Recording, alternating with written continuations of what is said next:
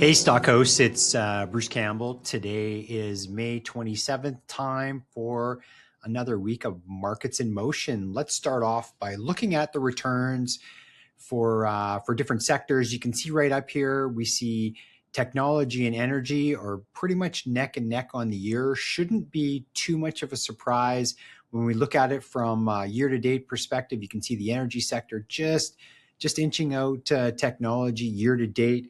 And we really hear a lot of people talking about, technology and how overdone it is. I thought this would be kind of interesting information to take a look at. So this is looking at revenue growth for Q1 for the S&P 500. You can see it broken down into sectors, and you can see here revenue growth for the technology sector almost 30%, which is quite remarkable. When we look at it from an earnings perspective, it even is even more remarkable, coming in at 54%.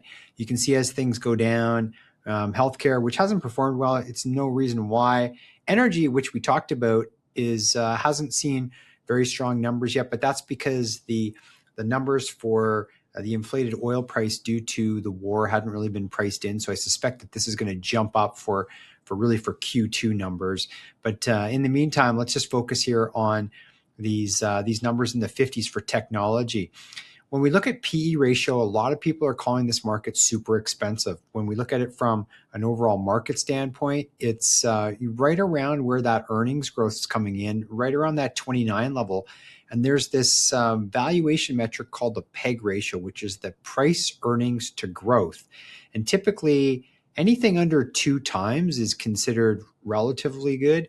1 times is actually really quite good. And you can see here that the S&P would be in that neighborhood of 1 times, and technology would be actually less than 1. So all those people that are shouting valuation is really expensive might want to be careful on what they're talking about.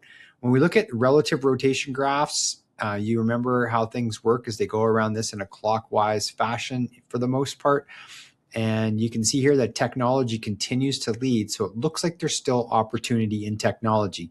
That being said, I wanted to just flag this one little piece of information, a little bit of caution not to get too carried away and too greedy.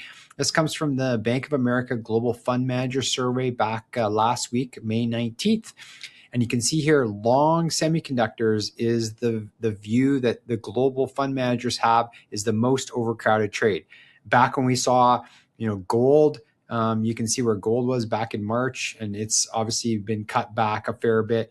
If we look back at Bitcoin, it had similar type of situation and now has been pulled back.